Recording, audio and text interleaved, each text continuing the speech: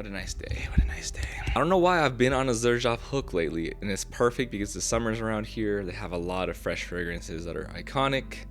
Of course, some heavier ended fragrances too, but today let's get into 40 Knots from Xerjoff in the JTC or Join the Club series. Stick to the end if you want to hear my thoughts on JTC as a collection and just a bit about Xerjoff and its, marketing, storytelling, etc. But I really want to just dive into the fragrance first. Kind of stands out as one of the more iconic in the lineup of JTC, I would say, just because of the way it evokes the messaging it's trying to go for. So yeah, let's go on skin and tester, and we'll just talk about the nuances I get, and also talk about how I think olfactive experience with this fragrance in particular can vary a lot. Oh my God. Okay, so whenever I'm reviewing fragrances one at a time, I really do emphasize the importance of on skin and on tester. On tester, this honestly doesn't impress me as much because a lot of the notes, a lot of the accords, they just feel muted. Nothing is coming to life as much as it does on skin. Of course, when it comes to skin, everyone's skin is different, and that brings me to the first point of this fragrance. In the JTC line, the notes, the accords are not listed, but people do often discuss the signature salty, airy breeze initial accord that you get. And this is divisive. This is interesting because a lot of people will tell you they don't actually get this at all, not even just a trace. They will tell you that they just don't detect it. And this would be people who are newer to fragrance as well as very experienced. For example, my girlfriend, she's pretty big into fragrance, but she's not an enthusiast to where she wants to learn and dive into notes.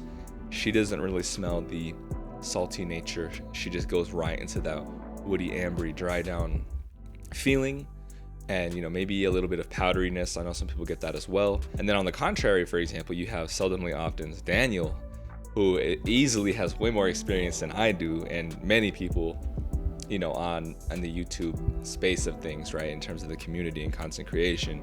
He has a very good nose, I'm sure. He kind of says that potentially he has smelled so many very, very heavy aquatics, very heavy salty natured fragrances, that this is why he doesn't pick up on it as much. But I think it's also more of just an experience of, everyone's detection on this is going to be different. So I really emphasize you try this fragrance as a sample, not just on tester, but of course on skin. If you can go to a department store or buy a decant, definitely test it on skin, see what nuances you are going to be getting. And I would say, honestly, if you don't get that salty aquatic, little breezy nature, I don't know if this fragrance would be worth it for you. Of course, it's ultimately going to come up to you to decide that. But I only preface that because there are a lot of woody amberies with a slight powder. There's a lot of those that exist out there, and you might feel like there's some slight redundancy if you already have some of those in your collection.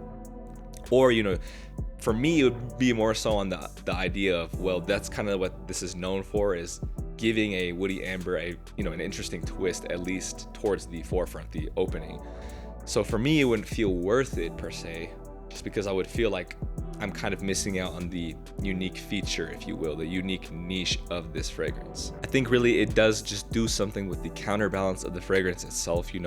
Woody ambers are nice, but a lot of people say that you could use this as a more warm weather fragrance. Perhaps I wouldn't say in the hottest of weather, but definitely warm weather is approachable. It's a very strong fragrance, so go easier on the sprays in the hotter weather. This kind of attributes itself to like how people do salted caramel chocolate. The salt is there to kind of accent some other facets. Not saying this is sweet like chocolate and caramel, but it has the same idea, the give and take of the exchanging of flavor profiles, and in this case, scent profiles. And again, as this dries down, I do get a slight powderiness. I know some people even get rose, so perhaps that is a potential note in their ingredient per se. But for me, it is more of that woody amber, done very well. The ingredients have to be pretty good quality, I'm assuming, considering the longevity and the expertise of the perfumery is definitely here too. So I think all in all, when it comes to the value, the price proposition, just how long this bottle is going to last you really stands out to me. Maybe 3 to 4 sprays is kind of my go-to on this fragrance. You can get 100 ml, I believe, but I just went with the 50 ml.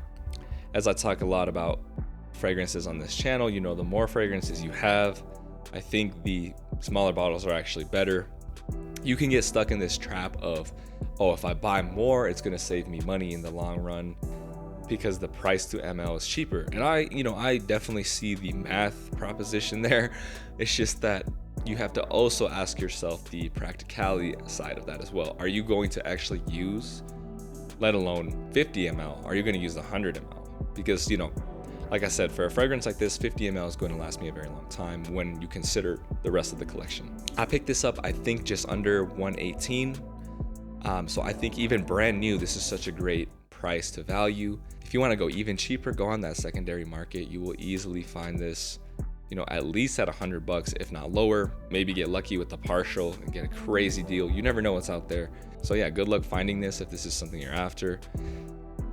I guess I could talk about my sampling experience. The first time I tried this, I bought a decant, 3 milliliters, I believe. I wasn't too sold on it. I think the salty nature was actually the opposite of what I feel now. It was actually throwing me off. It was a little too much, a little too overwhelming. But I think it's because I was unfamiliar with the scent. I didn't realize how long that salty nature would last. I was a little concerned that, this salt would just be kind of never ending in the entire fragrance. But thankfully, I just gave it more wearings and really dialed it in. Sat on the decision of buying a full bottle for the longest time. I believe I got the decant a year ago, and we're rolling, into the next summer, and I just received it last Tuesday. So yeah, sometimes it takes you a long time to really, finalize your decision, but I think that's a good thing. If you're collecting, if you're into this hobby, there's more fragrance than we can ever have.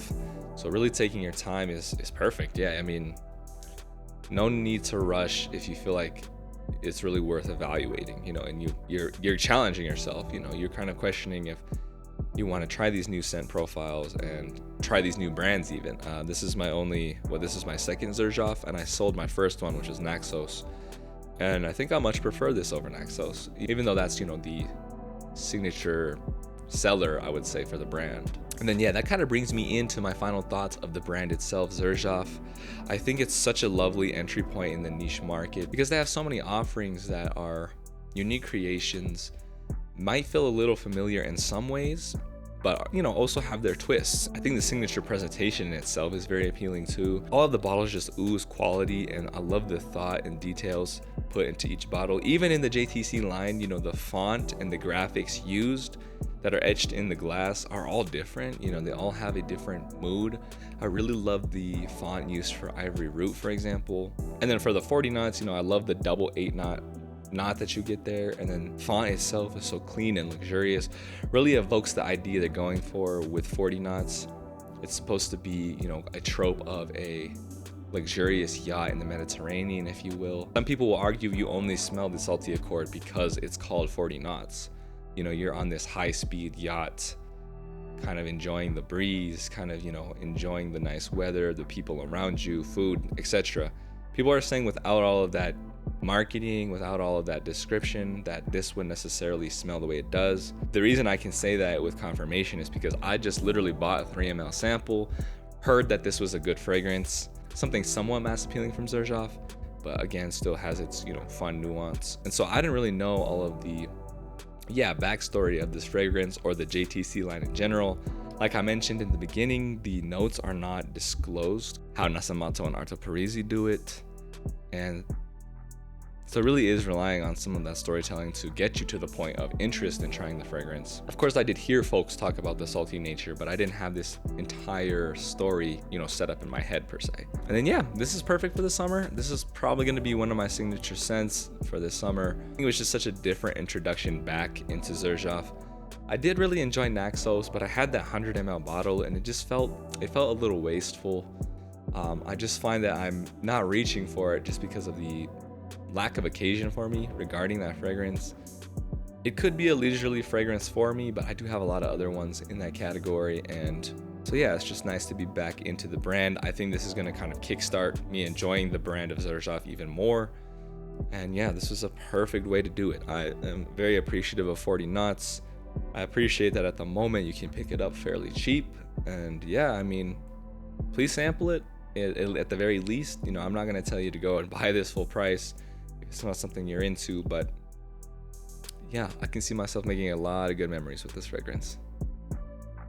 All right, that's everything I have for you today. It's Patrick here. Thanks for checking me out. As I always say, please let me know what you want to see in regards to content. You know, we're slowly growing, but I really want to see more of you interacting with me. This is a very special place to be, the fragrance community online, but it really just comes down to, you know, creating this community where we interact together. And so the more people that comment, the more we can do that. And it just makes for a greater time, more exchange of thoughts, more feedback to improve my videos. You know, it just works out in every way. So I appreciate the time that you're giving me. And, you know, I want to do the same for you too, and improving every video, you know, slowly but surely, right? Getting 1% better each video kind of thing, kind of my approach. All right, have a good one. I'll see you in another.